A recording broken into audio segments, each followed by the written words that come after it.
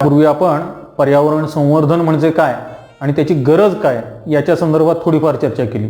मुळातच पर्यावरण संवर्धन हा विषय आपल्या पाठ्यपुस्तकात येण्याची गरज काय आहे, तर पुढची पिढी म्हणजे विद्यार्थी मित्रांनो, तुम्ही माझ्यासमोर बसलेले यांना या पर्यावरण संवर्धनाची आवश्यकता म्हणत असताना त्यामधील वेगवेगळे घटक म्हणजेच त्यासाठी कायदेशीर तरतुदी काय आहेत, त्यामध्ये कोणकोणत्या संस्था समाविष्ट आहेत, कायद्यानं शासनामार्फत कोणकोणत्या कार्यवाही केल्या जातात किंवा जागतिक स्तरावर याचा समावेश कुठं कुठं होतो, या सगळ्याची माहिती विद्यार्थी मित्रांच्या मार्फत तुमच्या मार्फत समाजामध्ये पसरणं हे आत्ताची आवश्यक गरज बनलेली आहे. आणि त्यानुसार आपण आता या भारतामध्ये पर्यावरण संवर्धनासाठी कोणकोणत्या कायदेशीर तरतुदी आहेत याचा अभ्यास करणार आहोत.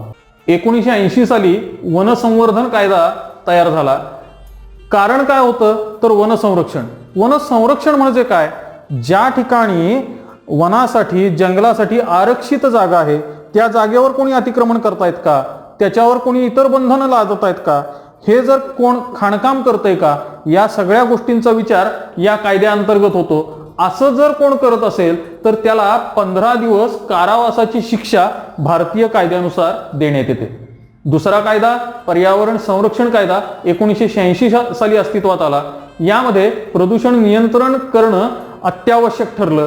पर्यावरणाची हानी करणं या असा जर कोणी करत असेल, कोणता कारखाना करत असेल, कोणती व्यक्ती करत असेल, कोणती संस्था करत असेल तर त्याच्यावर कारवाई करणं याचा समावेश या पर्यावरण संरक्षण कायद्यामध्ये होतो. आणि याच्या संदर्भात शिक्षा ही 5 वर्ष कारावासाची, तुरुंगवासाची किंवा 1 लाख रुपये दंड त्या संस्थेस किंवा व्यक्तीस आकारला जातो. राष्ट्रीय हरित न्यायाधिकरणाची स्थापना 2010 साली भारतामध्ये करण्यात आली आणि यामध्ये वेगवेगळ्या पर्यावरणाच्या संदर्भातील कायद्यांची अंमलबजावणी करणं हाच या न्यायाधिकरणाचा कामकाजाचा भाग होता. आणि यानुसार या कायद्यांना धुडकावणारे जे कोणी असतील त्यांच्यावर न्यायालयीन कारवाई होणं ही जबाबदारी या न्यायाधिकरणावर करण्यात आली. पुढचा कायदा आहे वन्यजीव संरक्षण कायदा. 1972 साली हा 3 वेगवेगळ्या कलमांमध्ये अस्तित्वात आला. पहिलं कलम 49 दुर्मिळ प्राण्यांची तस्करी होणे किंवा त्यांचे अवयव तस्करी होणे याच्यावर बंदी घालण्यासाठी याचा समावेश झाला. 49 हे कलम त्या प्राण्यांच्या अवयवांपासून बनवलेल्या वस्तूंच्या वापरावर बंदी घालणं याचा समावेश यामध्ये झाला. उदाहरणार्थ सापाच्या त्वचेपासून वेगवेगळ्या आकर्षक वस्तू तयार करणे, हस्तिदंत आहेत यांचा वापर करणे, या अशा वेगवेगळ्या गुन्ह्यांवर बंदी घालणं हे याचा समावेश 49 कलमाअंतर्गत करण्यात आला. 49 कलम हा दुर्मिळ साठा जाहीर करणं यासाठी करण्यात आला. जो काही पूर्वापार परंपरागत चालत आलेला दुर्मिळ साठा असेल, जेणेकरून अवयवांपासून तयार झालेल्या वस्तू असतील किंवा दुर्मिळ प्राण्यांच्या शरीराच्या आकारात शरीरांचे साठे असतील, यांचा साठा जाहीर करणं हे प्रत्येक संस्थेला, प्रत्येक व्यक्तीला बंधनकारक झालं. आणि यामध्ये जर कोणी गैरव्यवहार करत असेल तर त्याच्यावर सुयोग्य कारवाई या वन्यजीव संरक्षण कायद्याअंतर्गत करण्यात येते. जैव वैद्यकीय कचरा अधिनियम हा 1998 साली निर्माण झाला. यामध्ये जैव वैद्यकीय कचऱ्याची विल्हेवाट कशी करायची, त्याची योग्य हाताळणी कशी करायची याचा उल्लेख केला गेला. आणि जर अशा संस्था, मेडिकल संस्था जर असं काही करत नसतील त्यांच्यावर सुयोग्य कारवाई करण्यात येते. ध्वनी प्रदूषण नियंत्रण अधिनियम 2000 साली निर्माण झाला. त्यामध्ये ध्वनी प्रदूषणाची जर मर्यादा लांघत असेल कोणी तर त्याच्यावर सुयोग्य कारवाई कशी केली जाईल याचा समावेश या कायद्यामध्ये झाला. आणि तिसरा कायदा ई कचरा व्यवस्थापन आणि त्याची हाताळणी कशी करावी हा 2011 साली अधिनियम लागू झाला.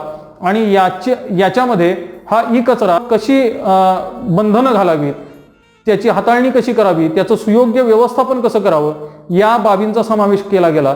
याची योग्य हाताळणी होत नसेल तर त्या व्यक्तीवर, संस्थेवर सुयोग्य कारवाई या अधिनियमाअंतर्गत करण्यात आलेली आहे. आता आपण जैवविविधता या संकल्पनेकडे वळणार आहोत. पृथ्वीच्या पाठीवर अनेक प्रकारचे सजीव आपल्याला दिसून येतात. या सजीवांमध्ये आढळणारी ही समृद्धी म्हणजेच जैवविविधता. व्याख्या अशी केली जाते, निसर्गामध्ये आढळणाऱ्या विविध प्रकारच्या सजीव सृष्टीची समृद्धी म्हणजेच जैवविविधता. ही विविधता 3 वेगवेगळ्या गटांमध्ये आपण अभ्यासू शकतो. पहिली आहे अनुवंशिक विविधता. एकाच जातीतील सजीवांमध्ये आढळणारी विविधता म्हणजे अनुवंशिक विविधता. यात एकाच जातीतील सजीवांमध्ये वैयक्तिक आणि अनुवंशिक फरक अभ्यासला जातो. हे वैविध्य कमी झाल्यास ती जातच नष्ट होण्याचा धोका असतो. प्रजातींची विविधता. एकाच प्रदेशात एकाच प्रजातीच्या सजीवांमध्ये आढळून येणारी विविधता म्हणजे प्रजातींची विविधता. यात वनस्पती, प्राणी, सूक्ष्मजीव इत्यादीचे विविध प्रकारांचा समावेश होतो. यामध्ये वेगवेगळे गुणधर्म आपल्याला आढळून येऊ शकतात. उदाहरणार्थ, एकाच गावामध्ये जर पिंपळाच्या झाडांचा अभ्यास करायला सुरुवात केली तर या पिंपळाच्या झाडांची वैविध्य आपल्याला आढळून येऊ शकतं. परिसंस्थेची विविधता. प्रत्येक प्रदेशात आढळून येणारी परिसंस्थांची विविधता म्हणजे परिसंस्थेची विविधता. यात त्या प्रदेशातील परिसंस्थांमधील प्राणी, त्यांचे वनस्पती, त्यांचे अधिवास, पर्यावरणातील फरक, त्यांचा एकमेकांशी संबंध या सगळ्या अभ्यासाचा समावेश होत असतो. मोलाई जंगल. एका लहान माणसाची मोठी गोष्ट असा उल्लेख आपल्या पाठ्यपुस्तकामध्ये आढळून येईल तुम्हाला. जादव मोलाई पयांग हा एक कर्तबगार माणूस आसाममध्ये आढळून आला. पद्मश्री पुरस्कार प्राप्त हा माणूस यांनी काय केलं तर काही वर्षांमध्ये एकट्यानं जवळजवळ 1360 एकरचं जंगल स्वतः निर्माण केलं.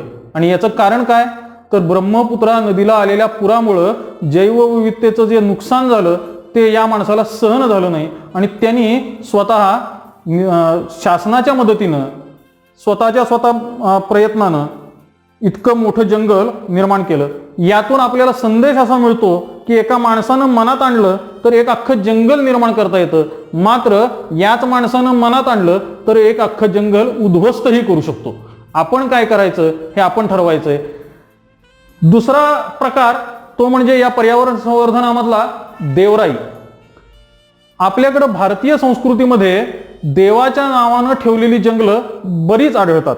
माझ्या माहितीनुसार भारतामध्ये 13,000 पेक्षा अधिक देवराया आढळून येतात आणि या महाराष्ट्रामध्ये पण आहेत. ही जंगलं शासनाच्या ताब्यात नसतात, ती समाजाच्या ताब्यात असतात. समाजच त्यांचं रक्षण करत असतो, समाजच त्यांचं संवर्धन घडवून आणत असतो. यामध्ये देव ही संकल्पना आल्यामुळं त्या जंगलांचं आपोआप संरक्षण घडून येतं. अशा कोणकोणत्या देवराया महाराष्ट्रामध्ये आहेत हे इंटरनेटवर तुम्हाला उपलब्ध होऊ शकतं. तुम्ही त्याचा अभ्यास करून घ्या. या जैवविविधतेचं संवर्धन आता कसं करता येईल याचा अभ्यास आपण करणार आहोत. सगळ्यात महत्वाचा मुद्दा, ज्या दुर्मिळ जाती आढळून येत आहेत मग त्या भले वनस्पतींच्या असोत किंवा प्राण्यांच्या असोत, या सजीवांचं संरक्षण करण्याचं काम हे आपण केलं पाहिजे. राष्ट्रीय उद्यानं, अभयारण्य यांची निर्मिती करून या सजीवांचं संरक्षण आणि संवर्धन घडवून आणणं गरजेचं आहे. राखीव जैवविविधता क्षेत्र घोषित करणं गरजेचं आहे. उदाहरणार्थ, शेकरू खार ही महाराष्ट्रामध्ये आपल्याला भीमाशंकर जंगलामध्ये आढळून येते. या जंगलाचं जर राखीव जैवविविधता क्षेत्र घोषित केलेलं आहे, अशा पद्धतीनं त्या शेकरू खारीचं संवर्धन आपल्याला करता येईल. विशिष्ट प्रजातीच्या संवर्धनासाठी प्रकल्प सुरू करणे हे सुद्धा करता येऊ शकतं. प्राणी आणि वनस्पतींचं संवर्धन करणे, महत्वाचा मुद्दा कायद्याचं पालन करणे आणि आपल्याकडे पारंपरिक ज्ञानाची नोंद ठेवणे हे गरजेचं आहे. साधं उदाहरण द्यायचं झालं तर आपल्याकडे 40 ते 50 वर्षापूर्वी कोणत्या प्रकारची पिकं घेतली जात होती, आता कोणत्या प्रकारची पिकं घेतली जातात, त्यामध्ये कोणकोणत्या गुणवत्ता आढळून आलेल्या आहेत, नवीन बदल काय घडून आलेत, असा जरी अभ्यास केला तरी जुन्या वाणाची पिकं याचा सुद्धा विचार करता येऊ शकतो जैवविविधता संवर्धनाअंतर्गत. या जैवविविधता संवर्धन, पर्यावरण संवर्धनाच्या संदर्भात काही चिन्ह आपल्याला अभ्यासायला मिळतात. हे चिन्ह आपल्या वहीच्या किंवा पाठ्यपुस्तकाच्या मागच्या कव्हरवर सुद्धा दिसून येतं. रिसायकलचं चिन्ह आहे पुनर्चक्रीकरण. कचरा निर्मिती कमी होण्याकरता पुनर्चक्रीकरण आणि त्यांचा पुनर्वापर करणं हे चिन्ह याच्यातून आपल्याला अर्थ होतो. दुसरं चिन्ह तुम्ही ओळखलंच असेल, पाणी वाचवा. जल हेच जीवन आहे, पाणी वाया घालवू नका, पाणी गळती तपासा, या सगळ्यासाठी हे चिन्ह वापरलं जातं. किंवा आणखीन एकासाठी सुद्धा वापरलं जातं, पावसाचं पाणी साठवून ठेवून त्याचा पुनर्वापर करणं यासाठी सुद्धा हे चिन्ह वापरलं जातं. हे चिन्ह नूतनीकरणक्षम ऊर्जा निर्मिती स्त्रोत आहेत किंवा सौर ऊर्जा आहे, या सौर ऊर्जेसाठी हे चिन्ह वापरलं जातं, जेणेकरून नूतनीकरणक्षम ऊर्जा स्त्रोतांचा वापर वाढेल. हे चिन्ह याच्यातून आपल्याला अर्थबोध होतो. अशीच काही चिन्ह आपल्याकडे आहेत. हे आहे जे कचरा कुंडी आहे त्यामध्ये कचरा टाकावा, असं या चिन्हाचा अर्थ आहे. दुसरं, इथं बघा पान दिसतंय आणि पिन पण दिसतेय, म्हणजेच या ऊर्जेचं संवर्धन करावं असं हे चिन्ह दर्शवतंय. सायकलचं चिन्ह आहे, इंधन वाचवा. पाणी वाचवासाठी हे चिन्ह आहे.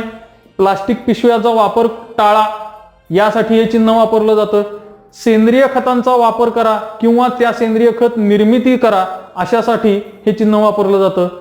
पृथ्वीचं म्हणजेच आपल्या वसुंधरेचं संरक्षण करा, हे दर्शवणारं हे चित्र आहे. पर्यावरण संवर्धनामध्ये पर्यावरणामध्ये माझी भूमिका ही 6 प्रकारची असणं गरजेचं आहे. पहिली, टिकवायचंय. काय टिकवायचंय? जी उपलब्ध नैसर्गिक साधन संपत्ती आहे ती टिकवून ठेवायची. हे टिकवणं हे माझी जबाबदारी आहे असं गृहीत धरलं पाहिजे. जतन केलं पाहिजे. काय जतन करायचंय? जे उरलंय त्याचं जतन करायचं. आता यापूर्वी काय झालं याचा विचार करणं आवश्यक नाही. इथून पुढे जे माझ्याकडे शिल्लक आहे त्याला जतन करायचं, साठवून ठेवायचं, हे काम माझं आहे. हानी झालेल्या गोष्टींची पुन्हा हानी होऊ नये म्हणून उपाययोजना करायची. अज्ञात क्षेत्र टिकवून ठेवणं हे सुद्धा काम माझं आहे. नियंत्रण, कोणकोणत्या गोष्टींचं नियंत्रण? तर सगळ्यात महत्वाचं पर्यावरणाची हानी रोखणं, पर्यावरणाचा ऱ्हास रोखणं हे माझी जबाबदारी आहे. ही हानी करणारी कृती कोणकोणती आहे ती थांबवणं ही सुद्धा माझी जबाबदारी आहे. मानसिकता बदलली पाहिजे. हे सगळं घडत असताना मानसिकता बदलणं गरजेचं आहे. प्रतिबंध केला पाहिजे. कोणकोणत्या गोष्टींवर? संभाव्य धोके कोणकोणते आहेत त्याच्यावर प्रतिबंध आला पाहिजे. नवीन कृती कार्यक्रम आराखडा आखला पाहिजे, जेणेकरून आपल्याला ते धोके टाळता येतील. पर्यावरणाला हानी पोचवणारे घटक किंवा वेगवेगळे उपक्रम टाळता आले पाहिजेत. हे सगळं टाळल्यानंतर, जतन केल्यानंतर काही गोष्टींची निर्मिती, पुनरुज्जीवन करणं गरजेचं आहे. ज्या गोष्टींची हानी झालेली आहे त्या घटकांचं पुनरुज्जीवन करणं आता गरजेचं आहे. नवनिर्माणासाठी प्रयत्न करणं, उदाहरणार्थ एखादं जंगल निर्माण करता येतंय का यासाठी प्रयत्न करणं गरजेचं आहे. प्रसार झाला पाहिजे. कोणकोणत्या गोष्टीतून प्रसार व्हायला पाहिजे? शिक्षणामधून. तो आता आपल्याकडे चालूच आहे. यासाठी वेगवेगळ्या प्रकारची मार्गदर्शन शिबिरं आयोजित केली गेली पाहिजेत. जागृती व्हायला पाहिजे समाजामध्ये, त्यासाठी वेगवेगळे उपक्रम राबवले पाहिजेत. या जागृतीमुळे निर्माण झालेले जे काही समाज असेल त्याचं अनुकरण पुढच्या समाज घटकांनी म्हणजेच विद्यार्थ्यांनी करणं गरजेचं आहे. यासाठी संघटन शक्तीचा आवश्यक आहे. आणि यामध्ये सगळ्यात महत्वाचं म्हणजे हे बोलून उपयोगाचं नाही, हे प्रत्येकानं प्रत्यक्ष सहभाग घेणं गरजेचं आहे. मी झाडं लावा म्हणण्यापेक्षा मी एक झाड लावलं यासाठी माझं महत्व वाढू शकतं. यामध्ये वेगवेगळ्या 6 प्रकारांनी पर्यावरण संवर्धनामध्ये मी माझी भूमिका स्पष्ट करू शकतो. जैवविविधतेची संवेदनक्षम क्षेत्रे. संवेदनक्षम असं का म्हटलंय त्याचं कारण आहे. बघा बरं, जगामध्ये संवेदनक्षम क्षेत्र किती आहेत? 34. यापूर्वी पर्यावरणाची हानी हा शब्द वापरण्यापूर्वी पृथ्वीवर त्या संवेदनक्षम क्षेत्रांनी व्यापलेला भाग किती होता? 15.7%. मात्र आता सध्या मात्र हा पृथ्वीवरचा भाग 2.3% आलेला आहे. आणि त्यामुळं याला आपण संवेदनक्षम क्षेत्र असं म्हटलेलं आहे. भारतामध्ये 3 ठिकाणी ही संवेदनक्षम क्षेत्र आपल्याला आढळून येतात. सगळ्यात मोठा आपण महाराष्ट्रामध्ये आहोत. आपल्याला भेडसावणारा भाग तो म्हणजे पश्चिम घाट. हा गुजरात, महाराष्ट्र, गोवा, कर्नाटक, तामिळनाडू, केरळ यांच्या पश्चिम किनारपट्टीवर आढळणारा हा भाग. सगळ्यात मोठी समस्या कोणती आहे इथं? खाण उद्योग. या खाणकामामुळं या पश्चिम घाटामधील डोंगराचा ऱ्हास व्हायला लागलेला आहे, जंगलांचा ऱ्हास व्हायला लागलेला आहे. आणि त्यामुळं त्याचा परिणाम आपल्याला दिसून येतो. आशियाई सिंह, रानगवे यांचा अधिवास धोक्यात आलाय किंवा काही वनस्पती सुद्धा नष्ट होण्याच्या मार्गावर आहेत. मानस अभयारण्य आसाममध्ये आढळतं. धरण प्रचंड प्रमाणात होणाऱ्या धरण बांधकामामुळं यामध्ये ऱ्हास होत चाललेला आहे. वाघ किंवा एकशिंगी गेंडा यांचे अधिवास धोक्यात आलेले आहेत.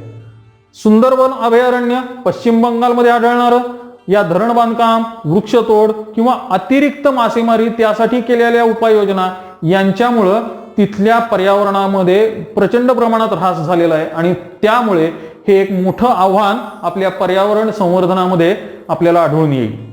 जैवविविधतेच्या दृष्टीनं धोक्यात आलेल्या प्रजाती कोणकोणत्या आहेत त्यांचं वर्गीकरण 4 गटात केलं जातं. पहिला गट आहे संकटग्रस्त प्रजाती. का बरं यांना संकटग्रस्त म्हटलंय तर यांची संख्या खूप कमी आहे, अत्यंत कमी. दुसरी महत्वाची गोष्ट म्हणजे संकुचित अधिवास, आणि याला जर उपाययोजना केली गेली नाही तर या प्रजाती नष्ट होऊ शकतात, इतक्या पातळीवर आलेल्या आहेत. म्हणून यांना संकटग्रस्त म्हणतोय. कोणकोणती उदाहरणं सांगता येतील? लायन टेल्ड मंकी, तणमोर पक्षी हे जवळजवळ आता नष्ट होत चाललेले आहेत. दुर्मिळ प्रजाती दुसरा गट, यांची संख्या कमी असते, विशिष्ट स्थानावर त्यांचा अधिवास आढळत नाही आणि त्यामुळं या लक्ष न देता आल्यामुळं या प्रजाती जलद गतीनं नष्ट होऊ शकतात. म्हणून यांना दुर्मिळ प्रजाती म्हणतोय आपण. उदाहरणार्थ रेड पांडा किंवा कस्तुरी मृग हे दुर्मिळ होत चाललेले. संवेदनशील प्रजातींची संख्या अत्यंत कमी आहे आणि सगळ्यात महत्वाचं म्हणजे या प्रजातींमध्ये सातत्यानं घटणारी जीवसंख्या पर्यायानं या प्रजाती सुद्धा नष्ट होऊ शकतात. उदाहरणार्थ पट्टेरी वाघ किंवा गीरचे सिंह.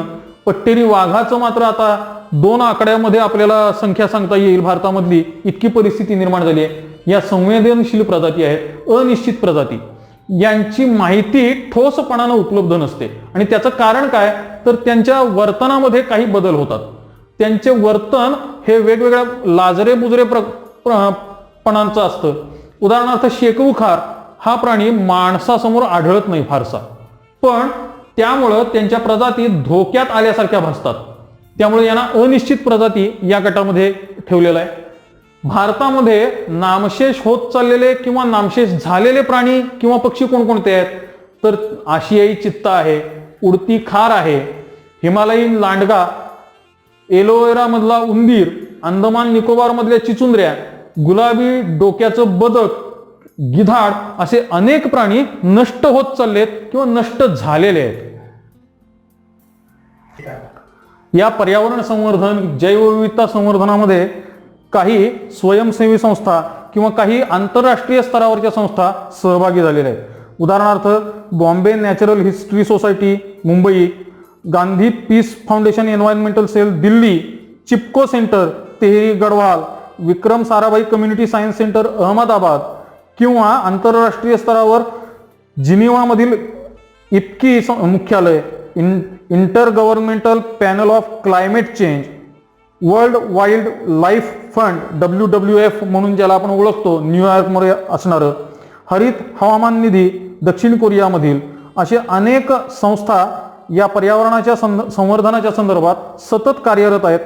सगळ्यात मोठी संस्था, जगातली सर्वात मोठी संस्था म्हणजे ग्रीन पीस संस्था, 26 देशामधले 25 लाखाहून अधिक व्यक्ती तिचे सभासद आहेत. या सर्व संस्था आपल्याला पर्यावरण संवर्धनाच्या संदर्भात सतत मदत करत असतात. आंतरराष्ट्रीय निसर्ग संवर्धन संस्था ही देशातील विविध धोक्यात आलेले वन्यजीव यांची प्रजातींची यादी तयार करते. यामध्ये रेड लिस्ट आणि ग्रीन लिस्ट यांचा समावेश असतो.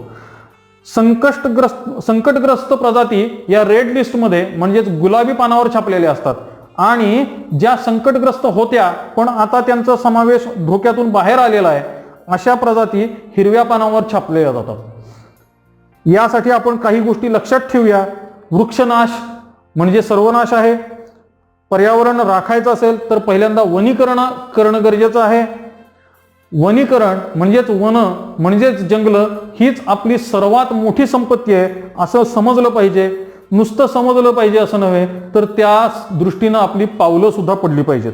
पर्यावरणाचं रक्षण हे महत्वाचं मूल्य शिक्षण असं मानून त्याचा शिक्षणामध्ये समावेश झालेला असला पाहिजे. कागद वापरत असताना त्याची काटकसर केली जाईल याचा विचार केला पाहिजे. पर्यावरण रक्षण हे झालं तरच मानवाचा विकास होऊ शकेल आणि आरोग्य जर टिकवायचं असेल तर त्यासाठी पर्यावरण संवर्धन गरजेचं आहे. कारण त्याशिवाय आपल्याला शुद्ध पाणी, शुद्ध हवा आपल्याला उपलब्ध होणार नाही. WWF या संघटनेनं 2008 साली प्रकाशित केलेल्या अहवालानुसार गेल्या 35 वर्षांमध्ये जगातल्या प्राण्यांच्या जवळजवळ 30% प्रजाती नष्ट झालेल्या आहेत. यामध्ये जर असंच होत चाललं तर किती प्रजाती आणखीन नष्ट होतील हे मात्र सांगता येणार नाही. आपण या दृष्टीनं ठोस पावलं उचलूया आणि या पर्यावरण संवर्धनाच्या दृष्टीनं आपण काम करूया. हे एक उद्दिष्ट डोळ्यासमोर ठेवून या प्रकरणाची समाप्ती करतो. मला अपेक्षित असणारा स्वाध्याय मी इथं मांडलाय. परिसंस्थेमधील विघटकांची संख्या कमी झाली तर त्याचा काय परिणाम होईल हे तुमच्या भाषेत तुम्ही मांडणं गरजेचं आहे.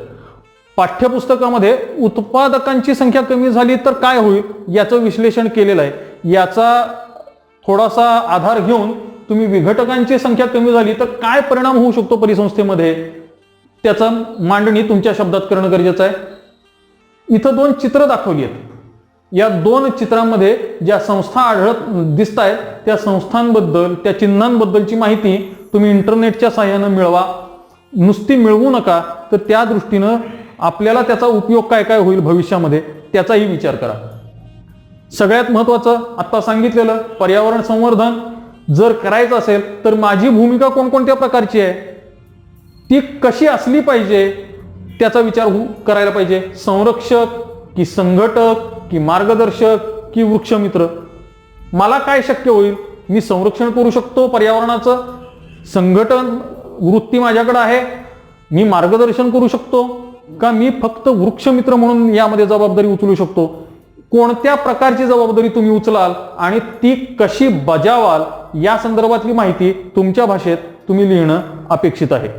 पर्यावरण संवर्धनाच्या दृष्टीनं आपल्या पाठ्यपुस्तकामध्ये पान नंबर 46 वर शपथ जीवनाची दिलेली आहे आणि ती शपथ आपण आता घेणार आहोत, नव्हे अंगीकारणार आहोत. प्रत्येकानं पाठ्यपुस्तक घेऊन ही शपथ घ्यावी अशी अपेक्षा आहे. पृथ्वीवरील विविधता माझ्या कुटुंबाच्या आणि तिच्यातील समस्त मानवजातीच्या अस्तित्वासाठीच आहे याची मला जाणीव आहे. आपली समृद्ध विविधता जपण्याची व तिच्या संवर्धनाची जबाबदारीची जाणीव मला आहे. पृथ्वीवरील वेगाने घटत जाणाऱ्या वन्यजीवांच्या, वनस्पतींच्या व इतर प्राणीमात्रांच्या संख्येचे मला भान आहे.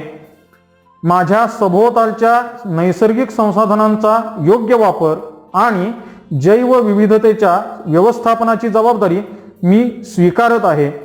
पृथ्वीवरील सर्व जीवांचे जीवन सुखकर होण्यासाठी मी खालील तत्वे अंगीकारण्याची शपथ घेतो.